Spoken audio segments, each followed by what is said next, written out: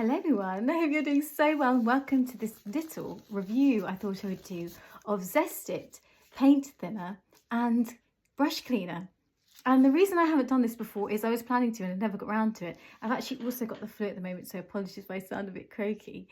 So I thought I would talk about it. It is essentially a turpentine alternative, a non-toxic alternative to regular solvents, but made from zest and peel of oranges. And it's a really nice product because it basically cleans and thins your paint, but it is non-toxic, so you don't have to worry quite as much about all the fumes and things. Although it is still a solvent, so you do have to be careful that if you're using it in a very closed space, that you do actually put the lid on your container that contains it, just so otherwise it can be quite heady, you know, so it can sort of make you a bit like woo.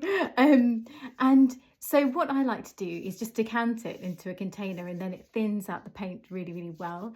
It cleans the brushes really well, so if you can see, it's completely colourless. There's a lot of paint marks all over it, but it is a clear liquid. And what's really good is that when you you only need the tiniest amount. So you just need like a tiny drop, and then you put it on your brushes and the paint will just melt off. So it's really great to use.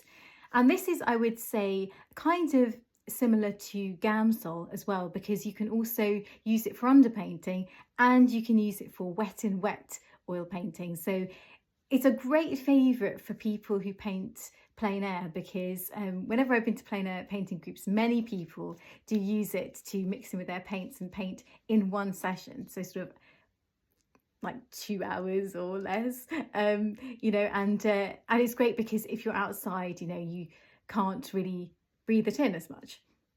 But it's still a better alternative to turpentine, which is really toxic.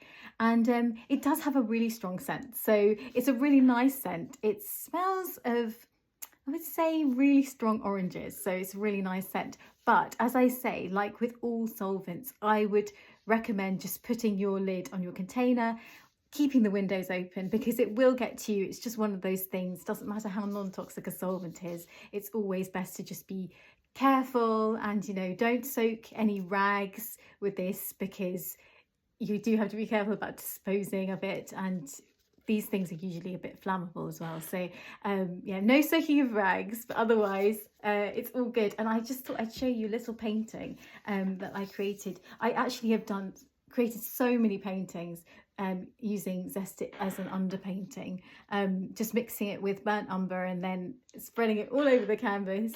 And yeah, this cat is